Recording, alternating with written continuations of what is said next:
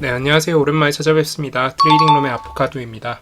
오늘은 지금 제가 평상시랑 좀 방송 환경이 달라요. 병원에 지금 입원해 있는 상태인데 1인실이 있어서 1인실을 받고 지금 간호사가 언제 올지 모르는 바이탈체로 측정하러 가끔씩 오더라고요. 언제 들어올지 모르는 약간 그런 상황에서 쪽팔림에 무릅쓰고 일단 영상 촬영하는데 눈치를 보고 있어요.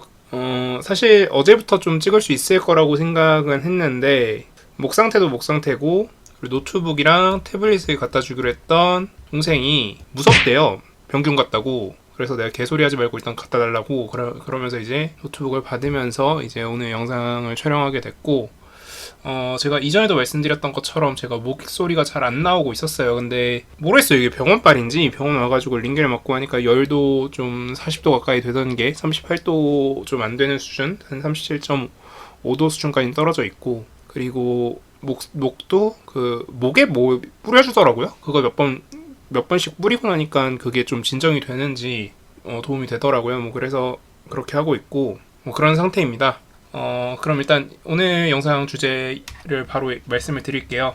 사실 오늘 가장 핫했던 종목 한 종목을 꼽으라고 한다면 역시 안랩이겠죠. 안랩 같은 경우에 지금 정치 테마인데 사실 우리나라 역사상 전무후무한 정치 테마주예요. 왜? 총리 후보의 이름 석자가 땅 연구소에 박혀 있는 경우는 한 번도 없었어요. 안랩은 안철수 연구소가 전신이죠. 즉, 이 안랩이란 회사는 안철수라는 이름이 땅 박혀 있는 거나 다름이 없어요. 안철수라는 사람이 총리 후보가 된다거나 진짜 실제로 총리가 된다거나 뭐 혹은 다른 어떤 요직으로 간다라고 하면은 주가가 급등할 수밖에 없었고, 거꾸로 여러분들 생각해 보세요. 만약에 실제로 안철수가 만약에 대통령이 됐다라고 하면 이 회사는 어떻게 됐을까요? 저는 이 정도 수준이 아니라 아마 여러분들 예상치 보다 훨씬 더 많이 올라갔을 거라고 생각을 해요. 그리고 이로 인해서 같이 올랐던 종목들이 써니전자라던가 까뮤-ENC 이런 친구들이었고, 그리고 그 다음이 뭐 보성파워텍이나 한신기계 같은 이런 원전주였겠죠. 자, 그런데 저는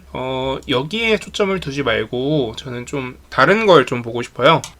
지금 제가 초점을 두고 있는 거는 세 종목 정도에 초점을 맞추고 있는데, 일단 1번은 지금 저는 에너지 쪽을 좀 보고 있고요. 원전이 아닌 유가예요. 그리고 2번은 저는 시멘트 쪽을 좀 보고 있습니다. 3번은 지방선거예요. 자, 각각에 대해서 이유를 설명을 드릴게요. 자, 에너지랑 유가는 이유가 러시아산 원유를 안 산다고 하면서 그 유가가 올랐다가 다시 안 되겠는데? 라고 하면서 산다고 하면서 유가가 내려갔었거든요. 근데 실제로 같은 발표를 한 날 토탈과 같은 유럽 그 정제회사, 정유회사가 금수 조치를 발표했어요. 그러니까 민간 차원에서의 금수 조치를 단행을 한 거고, 동시에 러시아가 송유관을 봉쇄했어요. 근데 사실 이게 되게 간단한 건데, 사실 만약에 제가 유럽의 어떤 행정 담당자였다면 러시아산 원유를 샀을 거예요. 내가 어차피 걔네한테 달러를 줘도 그 달러 묶여있을 돈이거든. 그러니까 기름을 사왔잖아요. 그리고 브로마블머니 주는 거랑 똑같은 거죠. 그러니까 나는 계속 그랬을 거야. 근데 모르겠어요. 이거는 당연히 약간 국제 간의 그런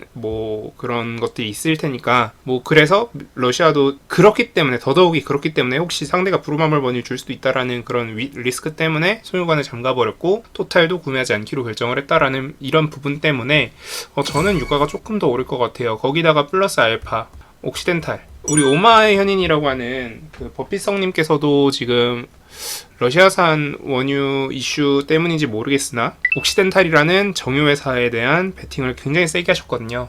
이렇다는 거는 이제 유가가 강세를 이룰 가능성이 높다라는 거고, 저는 앞으로 130불 정도까지는 올라가 줄 수 있지 않을까라는 그런 가능성에 베팅을 하고 있어요. 자, 그럼 왜 유가 선물이 아니라 왜 에너지주에 베팅을 하느냐?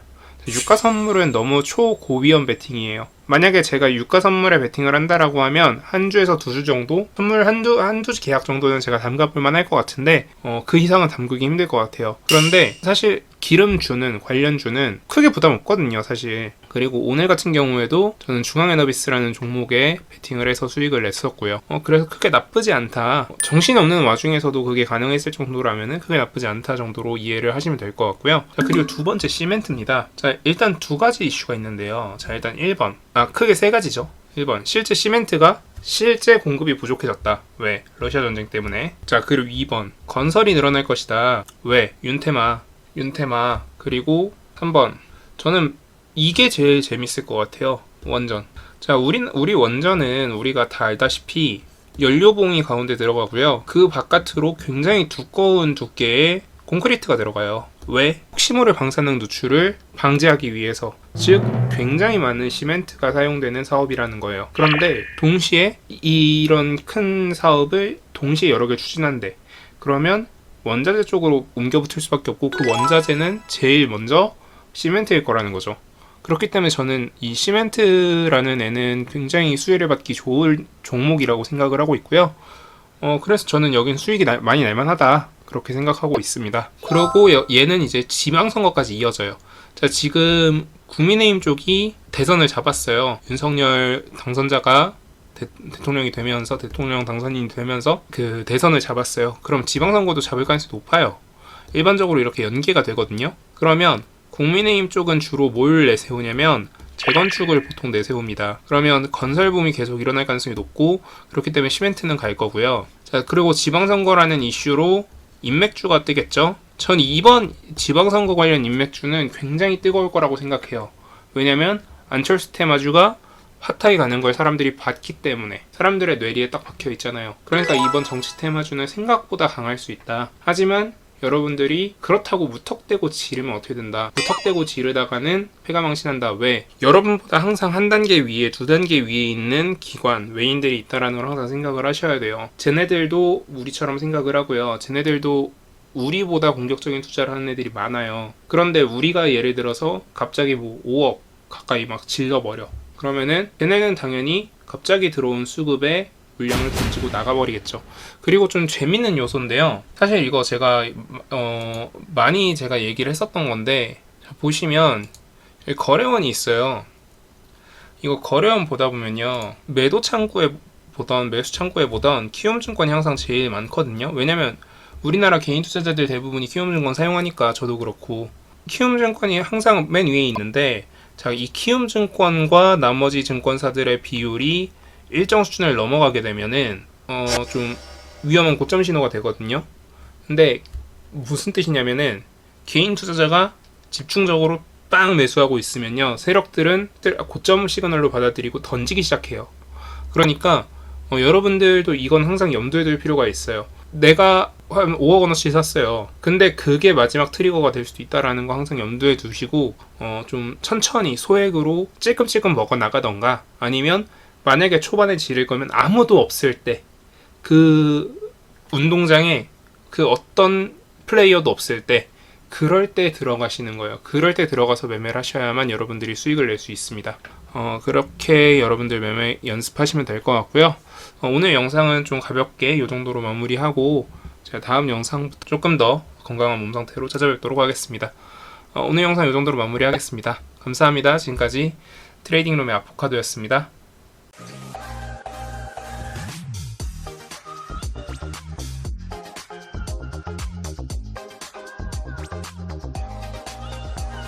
Thank you.